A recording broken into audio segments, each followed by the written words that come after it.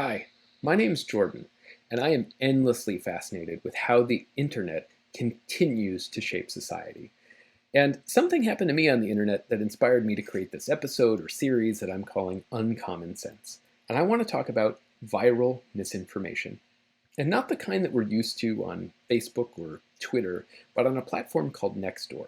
Now, NextDoor is special because you have to prove that you belong to a physical community before you're allowed to join that community and post.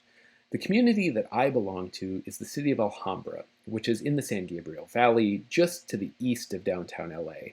And for being part of such a large metropolitan community, we're really lucky in that the scariest posts that we see on Nextdoor have to do with, hey, a coyote's been spotted, get your pets inside, or who's setting off those fireworks, could you please stop? And while I'm here, who is lighting off those fireworks, and could you please stop?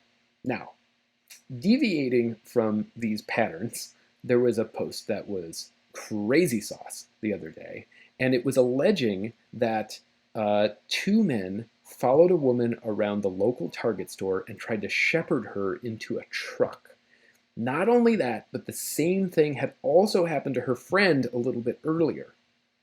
Now, if it were not for one of those women taking out their cell phone and shooting a video of the would-be kidnappers, she might not have been safe. That was the content of the post that was shared by yet a third friend on the Nextdoor platform. And that thread was deemed to be so important that it came to me as an emergency notification on my phone. When I looked at the comments, it looked overwhelming that people were taking this to be true for certainty, and I don't blame them. It is really scary to think that your wife or daughter could be at risk if they were going to go to the local retail store. Now, I wanted to know exactly how worried I should be, so I asked for direct evidence, as did one other person. Hey, you said that there was a mobile phone video shot. Could you please share a video, or could you please share some stills so that maybe we could identify the person? Those lines of question went ignored, and so I decided to investigate myself, the thing that most people don't do on the internet. Actually get off your chair and fact check. So I called the local police department, and I also called Target, and I wanted to find out what they knew. The police shared with me that there was an ongoing investigation, but they hadn't spoken to either woman that was involved in the incident. And I spoke to Target, and they were unaware that the incident had taken place in their store, but were aware that there was a story that was going around social media. Now, after receiving that information, I decided to make a post and ask for more information. And what I had said was, I know that you care about this community. I care about this community too. But right now, there doesn't seem to be direct evidence that this event took place. Could you please share some? And the response that I received was really nice. The person had said that they were involved in local community safety for a long time. They told me the officer that they had been working with on this matter on behalf of their friend, but they also said this sentence that I think is worth discussing. They said, if you disagree with the information on a post, I would suggest that you disregard it and don't shame others or try to belittle them because of how you feel. And so they had interpreted my request for more information as shaming or belittling, and for that, I apologize. That was not my intention. I also wanted to keep the community safe, but I do think that that response is actually very important in the internet age and deserves discussion. Now, so many folks were talking about this that the Alhambra Police Department decided to make their own response and acknowledge that this was a story going on in social media, and that they had spoken to Target, and they wanted to speak to any of the people that had been directly involved. And this is very much an ongoing issue and might be true. But I continue to investigate, and I doubt it. Since 2004, the story of two men following a woman around in a big box retail store has been circulating on the internet over and over and over again, several times per year. Now, that doesn't mean that it didn't happen here in Alhambra. It just makes it less likely because of the way that memes tend to resurface and people sharing things that are alarming with each other on the internet. So why does this matter? Why not just disregard the post? Well, Here's why. I think we're all aware by now that Facebook is a divisive place, and it's really good at dividing people, not necessarily uniting them for anything constructive. It's very easy, for example, for people to buy advertising dollars on Facebook and stick any old misinformation in front of people's faces in order to try and make things seem more true even when they're not. Or for regular people just to engage in social discourse that isn't very productive. Now, NextDoor is a different kind of community. It's not a bunch of people on the internet who are weakly associated with each other. It's not our friends of friends of friends. It's not advertisers who are hopefully trying to stick misinformation in front of us. Rather, it's actually the people that we live next door to. So imagine as though your neighbor sticks their head above the fence and they say, "Did you hear about the kidnapping at Target? Okay, bye."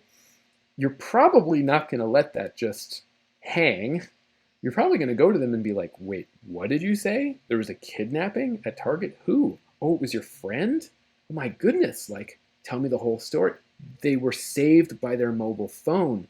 Do you have the video? It happened to their friend too. You're going to hear everything that you possibly can about that story so that you can decide how much of a response you should have in bringing together your community. This might steer policy decisions, etc., because you don't want to live in a place where people are getting kidnapped at Target. The challenge is sometimes when you post things on the internet, people have questions, and on NextDoor, I would argue if they are matters of public safety, you should take those questions seriously. I think the thing that gets in the way is it's still very difficult to say either "I don't know" or "I don't have information," or at worst, "You know what? Actually, that thing that I posted, I can't verify it. It might be wrong." Those types of things don't happen, but they really should. So where do we go from here? Well, I'd like to give us permission for things that I don't think are obvious on the internet, but hopefully in generations subsequent can start to become more common. So the first is there's no shame in asking questions. If you want more evidence about something that's going on in your neighborhood, ask them. The second is there's no shame in being asked. If someone's asking you for more information about something that's happened in your neighborhood, it's not that you are being attacked, it is that they care and want to be engaged. And that's a very important thing and a very important way of combating misinformation on the internet, which is to offer more. And then the last thing is there's no shame in changing your mind. And I can say that it is very difficult because I've been in the position of passing on information in the local community that was not true. I've done that on Facebook, I've done that on Twitter, and there's kind of two responses to this that are common. One is people delete the post and they kind of pretend like it never happened. The other thing that they do is they just let the thread die and they never close it off. I would argue in NextDoor, when you have an open investigation about something, that's actually irresponsible to do to the public safety. You should really share everything that you're learning as you're learning it and allow other people to get involved so that we can make the community more safe. And the last thing is there's really no way to make the community safer than to separate fact from fiction and allow other people to participate in that process of separating fact from fiction. So if something ends up being false, say so. And the community response should be, "Oh, thank you for sharing that ended up not being true. I'm really relieved," rather than what I think people's genuine fear is being found uncredible, kind of the boy who cried wolf fable that's out there. Really, I think that it is responsible to share a story that there is a kidnapping going on if your friend tells you so that you can find out more information. But if that story ends up not being true, not to be shamed or shame that person if it's not true. Thank them if that thing ends up being false because we can all feel a sense of community relief. And then when we start to know what the real threats are and what the real threats have been, we can learn how to act as neighbors, we can shape our own policy, that can shape law enforcement, etc.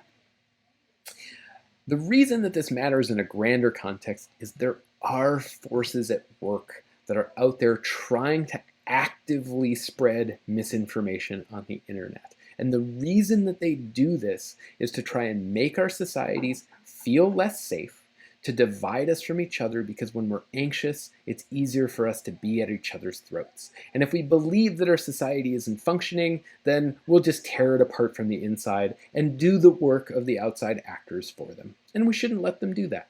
Instead, we should all realize that we love our community, and through our love of community, have love for each other.